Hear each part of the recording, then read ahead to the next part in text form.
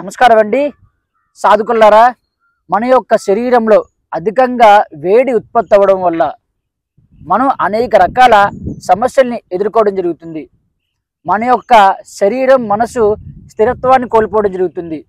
మనం ఒక ప్రదేశంలో కూర్చుందాం అనుకున్నా సరే కూర్చున్నందుకు మన యొక్క శరీరం మనకు సహకరించదు. రకరకాల ఆలోచనలతో మనసు పరుగులు తీస్తూ ఉంటుంది.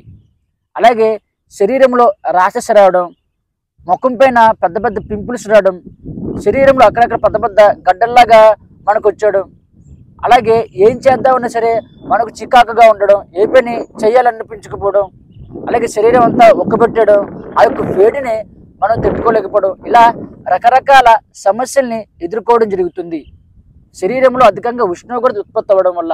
అయితే మన యొక్క శరీరంలో అధికంగా ఉష్ణోగ్రత ఎందుకు ఉత్పత్తి అవుతుంది?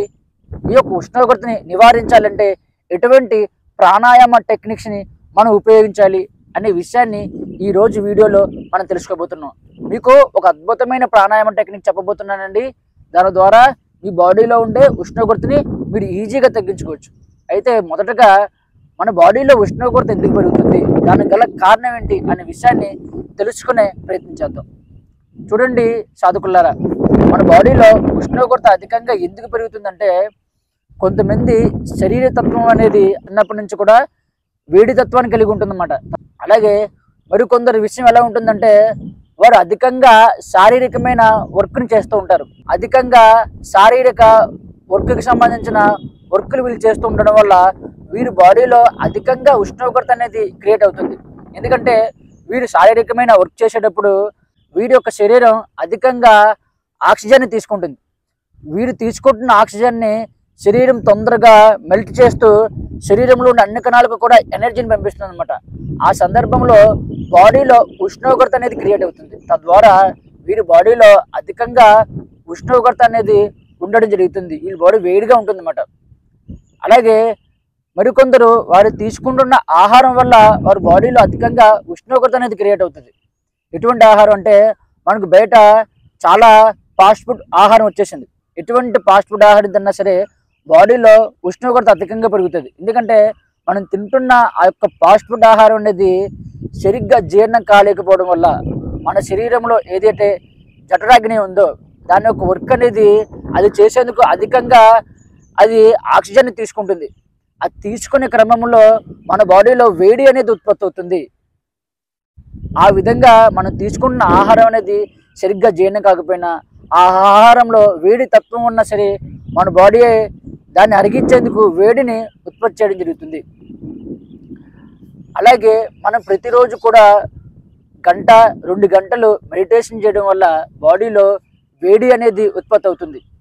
మెడిటేషన్ చేసేటప్పుడు మనం బయట ఉండే ప్రాణశక్తిని తీసుకోవడం జరుగుతుంది. తీసుకునేటప్పుడు మనం ప్రాణాయామం చేస్తాం. శ్వాసని నెమ్మదిగా మూలాధారం దాకా తీసుకోవడం, మళ్ళీ మూలాధారం నుంచి బ్రీత్ని రిలీజ్ చేస్తూ ఉంటాం. అలాగే మనం ప్రాణాయామం చేసేటప్పుడు మన యొక్క నాభి భాగం వద్ద ప్రెషర్ క్రియేట్ అవుతుంది. ఎప్పుడైతే ప్రెషర్ క్రియేట్ అవుతుందో ఆటోమేటిక్గా నాభి భాగంలో ఉండే అపానవాయువు అనేది పైకి లేస్తుందన్నమాట. ఈ అపానవాయువు పైకి లేస్తున్నప్పుడు పైనుంచి ప్రాణవాయువు కిందికి వెళుతూ ఉంటుంది. ఆ రెండాటిని సమ్మేళనం వల్ల మన యొక్క బాడీలో ఉష్ణోగ్రత అనేది క్రియేట్ అవుతుంది. తద్వారా ఈ బాడీ వేడిగా మారిపోతుంది. మీరు ఎంత ప్రయత్నించినా సరే ఆ వేడి అనేది తగ్గదు. కాబట్టి గంటలు మెడిటేషన్ చేయడం వల్ల కూడా బాడీలో వేడి క్రియేట్ అవుతుంది. అలాగే మంత్ర సాధన చేయడం వల్ల, మనం చేస్తున్న మంత్ర సాధనలో కొన్ని బీజాక్షరాలు ఉంటాయి. ఆ యొక్క బీజాక్షరాలని మనం ఉచ్చరించడం ద్వారా మన బాడీలో వేడి అనేది ఉత్పత్తి అవుతుంది. ఎందుకంటే ఆ బీజాక్షరాలు చాలా ఎక్కువ శక్తిని కలిగి ఉంటాయి. ఆ యొక్క శక్తిని కలిగి ఉండే బీజాక్షరాలు జపించడం ద్వారా మన బాడీలో వేడి అనేది ఉత్పత్తి అవుతూ ఉంటుంది అన్నమాట. ఈ విధంగా మంత్ర సాధన, ధ్యానం, మనం తింటున్న ఆహారం, మనం వర్క్ చేస్తున్న ప్రదేశం, అలాగే మన యొక్క శరీర తత్వం, ఇలా 5 రకాలుగా మన యొక్క శరీరంలో వేడి అనేది ఉత్పత్తి అవ్వడం జరుగుతుంది. మరి ఈ వేడిని తగ్గించేందుకు మార్గం లేదా అంటే చాలా మార్గాలు ఉన్నాయండి. మొదటగా మనం ఆహార ప్రకారంగా తీసుకుంటే మనకు అరటిపండు, అలాగే పెరుగు. మనం అరటిపండు కానీ అరటిపండు తినడం వల్ల మన బాడీలో చల్లదనం పెరుగుతుంది. అలాగే పెరుగు వేసుకుని మనం కొంచెం ఆ పెరుగులో కొంచెం వాటర్ వేసుకోవాలన్నమాట. వాటర్ వేసుకొని మనం ఆ భోజనం చేసినట్లయితే మనకు చలవ చేసేందుకు అవకాశం ఉంటుంది. అలాగే కొబ్బరి నీళ్ళు, మజ్జిగ, అలాగే నిమ్మకాయ నీళ్ళు మీరు తాగినట్లయితే ఖచ్చితంగా మీ బాడీలో ఉండే ఆ ఉష్ణోగ్రత తగ్గేందుకు మీకు అవకాశం ఉంటుంది. మరొక విషయం ఏంటంటే బాల్జీ. ఈ యొక్క బాల్జీ గింజలు కానీ పౌడర్ కానీ దొరుకుతుందండి. మీరు ఇది కానీ కాస్త వాటర్లో వేసి కొంతసేపు వేడి చేసినట్లయితే దాని తర్వాత మీరు తాగినట్లయితే మీ బాడీలో ఉండే ఉష్ణోగ్రతని ఇది చాలా వరకు తగ్గిస్తుంది. చాలా అద్భుతంగా పనిచేస్తుంది. నేను చూసిన వాళ్ళు చాలామందికి ఫీవర్ వచ్చిన తర్వాత ఈ యొక్క బాల్జీ నీళ్ళు తాగిన తర్వాత వారి బాడీలో ఉండే వేడి చాలా వరకు తగ్గడం నేను గమనించాను. కాబట్టి ఇది అద్భుతంగా పనిచేస్తుంది. అయితే మీరు వేరే విధంగా అంటే సాధనా ప్రకారంగా మనలో ఉండే వేడిని తగ్గించుకోవచ్చా అని చాలామంది అడుగుతున్నారు. ఖచ్చితంగా దీనికి అద్భుతమైన ప్రాణాయామాలు ఉన్నాయండి. ఈరోజు మీకు ఒక ప్రాణాయామాన్ని చేసి చూపిస్తాను. ఈ ప్రాణాయామం ద్వారా మీ బాడీలో ఉండే ఉష్ణోగ్రతను మీరు ఈజీగా తగ్గించుకోవచ్చు. ఈ ప్రాణాయామం పేరు ఏంటంటే వాయుదౌతి. మనకి ఇది హఠయోగంలో చెప్పబడుతుంది అన్నమాట. ఈ ప్రాణాయామం చేసేటప్పుడు మన చేతులు రెండు కూడా నేలమే ఉంచాలి. నేలమే ఉంచి ముక్కు ద్వారా శ్వాసని వేగంగా తీసుకోవాలి. ఇలా శ్వాసని వేగంగా తీసుకుని వెనక్కి వెళ్ళిన తర్వాత నోటితో శ్వాసని వేగంగా రిలీజ్ చేయాలి.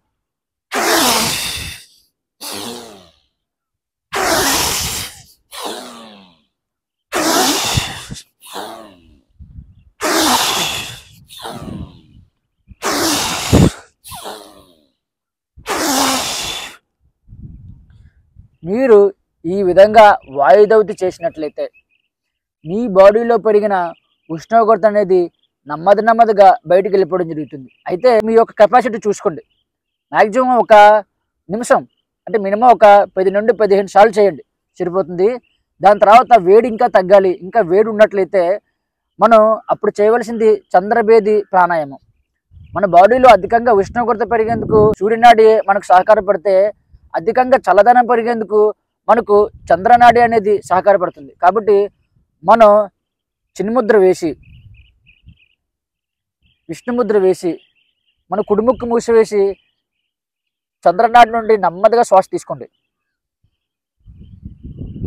నెమ్మదిగా శ్వాస రిలీజ్ చేయండి. మళ్ళీ శ్వాస తీసుకోండి, శ్వాస రిలీజ్ చేయండి. ఈ విధంగా మీరు నెమ్మదిగా బ్రీత్ తీసుకోవాలి, నెమ్మదిగా బ్రీత్ రిలీజ్ చేయాలి. ఈ శ్వాస మీరు స్టమక్ నిండుగా తీసుకోవాలి, మళ్ళీ స్టమక్ నుండి పూర్తిగా శ్వాసని రిలీజ్ చేయాలి. ఈ విధంగా మీరు నెమ్మదిగా ఈ ప్రాణాయామం చేయడం ద్వారా మీ బాడీలో చల్లదనం అనేది పెరుగుతుంది. అయితే ఇంకో రకమైన ప్రాణాయామం ఉంది, అది స్పీడ్గా చేయాలి. ఈ యొక్క ప్రాణాయామం మాత్రం మనకు హార్ట్కి సంబంధించిన సమస్యలు ఉన్నవారు అలాగే బీపీ ఉన్న వాళ్ళు చేయకూడదు. చూడండి, నేను చేస్తున్నాను.